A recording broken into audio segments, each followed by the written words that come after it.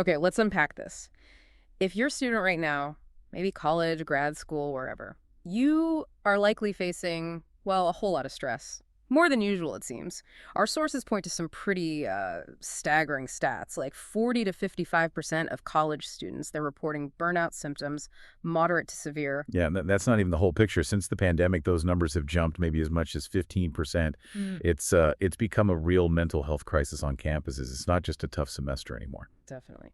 So, our mission today is really to give you a kind of toolkit. We want to define student burnout clearly, lay out 5 signs you can actually spot, and maybe most importantly, give you a practical, actionable recovery plan.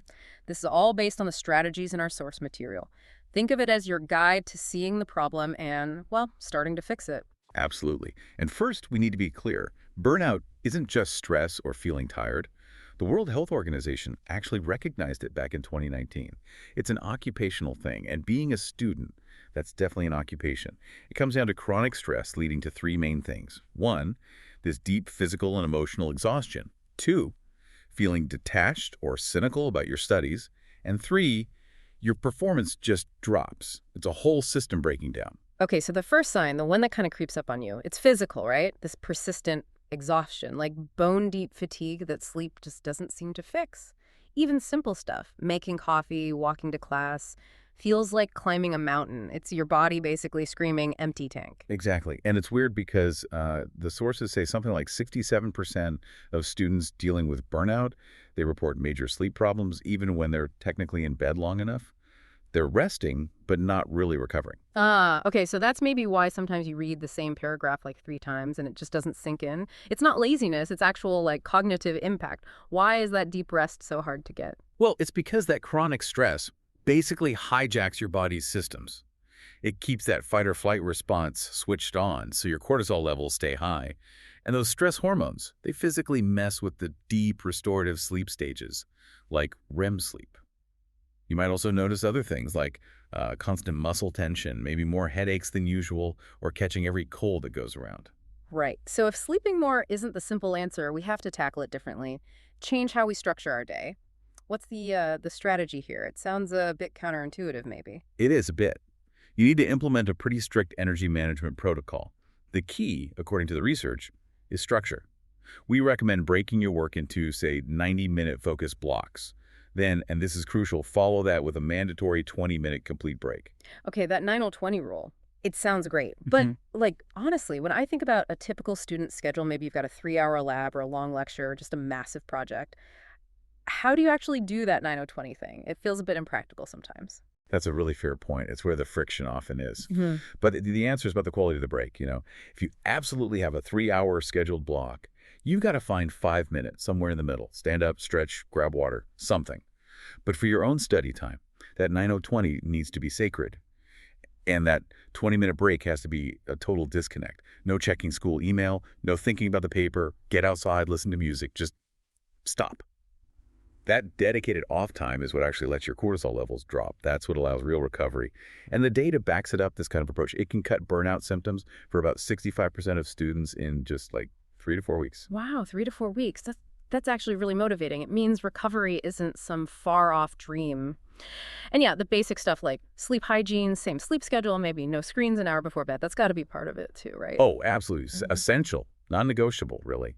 But, once the body starts showing these signs of exhaustion, the mind often isn't far behind. Yeah, and here's where it gets really interesting, I think. We move into the psychological side. Sign number 2. This emotional detachment, this cynicism towards your academics. And it's tough to see, especially in students who used to be really passionate about what they were studying. Right. That cynicism, Yeah. the feeling that your classes are pointless or the professors are just out to get you or the whole system is just meh. It's actually a defense mechanism. It's the brain trying to protect itself, building a buffer against the kind of emotional pain that comes from constantly trying so hard and still feeling stressed and, well, unrewarded. So instead of putting that energy in, you just pull back. You get irritable talking about school, or maybe even when you achieve something good, like finish a big paper, it just feels flat. No satisfaction. Exactly. So to fight that detachment, the fix we suggest is a structured exercise. We call it purpose mapping. You basically need to sit down and actively write out why you started this path in the first place. What were your original motivations? And then Importantly, try to pinpoint when that feeling of disconnection started. Was it a specific class, Hmm. a bad grade? Finding that trigger is step one. Hmm. That sounds like, well, it sounds like real work, emotionally, I mean. Facing that moment when the passion started to feel like a burden. How does that actually help when you sit down to study? It helps because you're building a personal framework of meaning that goes beyond just the grade. The practical strategy is to find one thing, just one thread of genuine interest in every single course, even the required ones you don't love. And then actively connect what you're learning to something real world, maybe a future goal.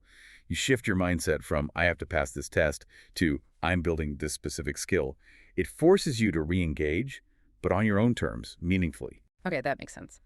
And it leads perfectly into the next sign, number 3, which for many students, especially the really driven ones, is maybe the most frustrating part. Your academic performance starts to drop, even though you feel like you're working harder than ever. More hours, more all-nighters, but the grades are going down. Yes, and this isn't imagined. It's a direct result of that cognitive impairment we talked about, that constant flood of stress hormones, cortisol and adrenaline. It literally hinders your prefrontal cortex. That's the part of your brain doing the heavy lifting, concentration, memory, problem solving. The research suggests severe burnout can lead to a measurable decline, maybe up to 30% in cognitive performance.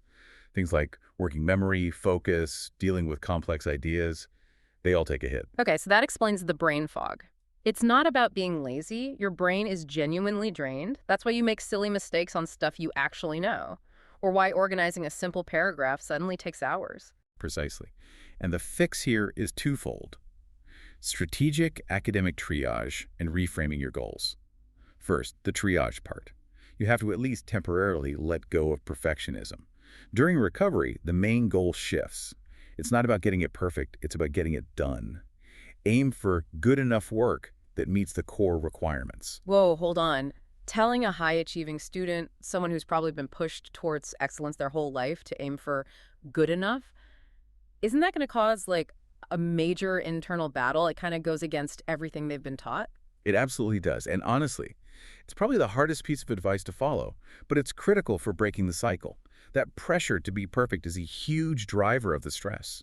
So we shift the focus, move away from performance goals like I must get an A, towards mastery goals like in this study session, I want to really understand one key concept. Okay, can you give me a concrete example, like studying for a big exam? What's the difference there? Performance versus mastery. Sure, a performance goal might be I need to memorize all 25 of these equations perfectly so I can ace the test.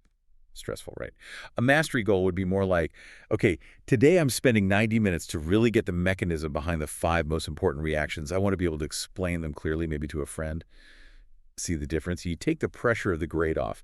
And paradoxically, the research shows that by focusing on deep understanding instead of just the outcome, performance often improves anyway because your brain isn't bogged down by anxiety. That makes a lot of sense, actually. Focus on the learning itself. Okay, so moving on to sign 4, social withdrawal. Relationships changing. This is when hanging out with friends starts to feel like just another task, something that requires too much energy you just don't have. Yeah. And isolation is tricky because it's both a symptom and a catalyst. It makes things worse. The data suggests about 65% of burned out students notice big changes in their social lives. And when you pull back, you cut yourself off from your support system, which is exactly what you need to fight the stress.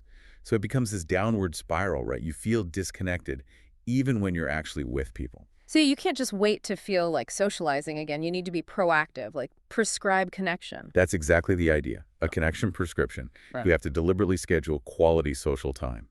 The recommendation is pretty specific. Yeah. Aim for about 3 meaningful interactions each week. Doesn't have to be huge, like a 15-minute coffee, joining a study group that's actually supportive. Okay, but when you're feeling really burnt out, admitting you're struggling, showing that vulnerability, that can feel really hard, like admitting defeat almost. Hmm. How do you get past that shame and actually ask for help? That's a huge barrier. The key is what we might call structured vulnerability. Yes, share your struggles, but be specific with trusted people.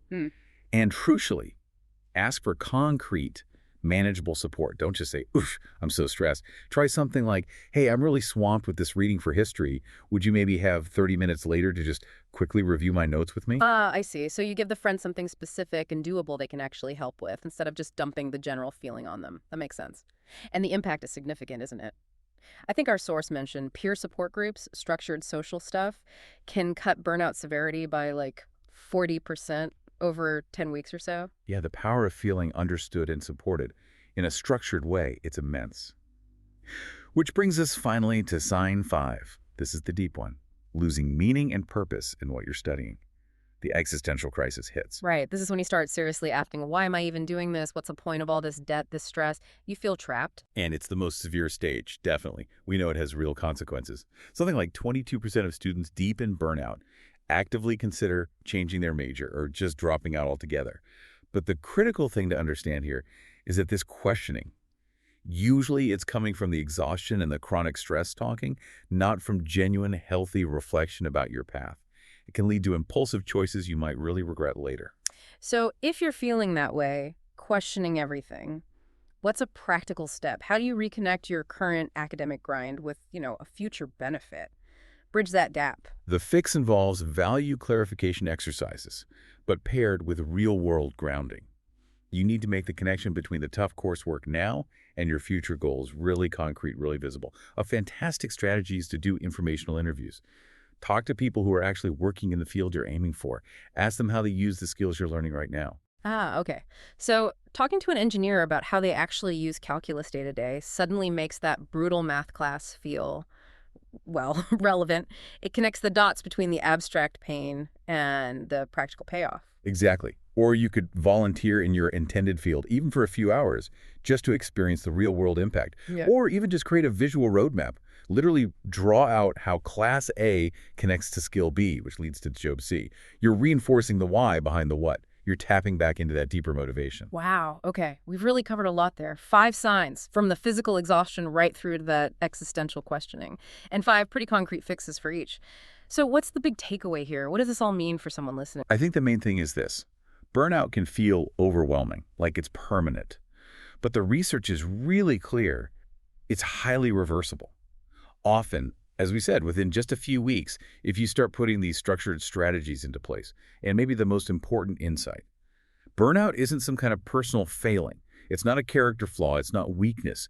It's a completely normal physiological response to chronic unmanaged stress, especially in an academic setting. Recovery starts with taking consistent, structured action. Right. So if you're listening and recognizing yourself in these signs, maybe the most productive thing you can do right now isn't actually opening another textbook. Exactly. And maybe here's a final thought to leave you with.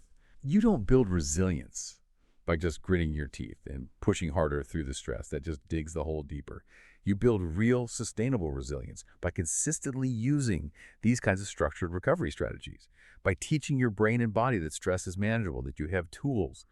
So maybe, just maybe, the most productive step you could take right now is to actually schedule that 20-minute complete break we talked about. Give yourself permission, disconnect, recharge.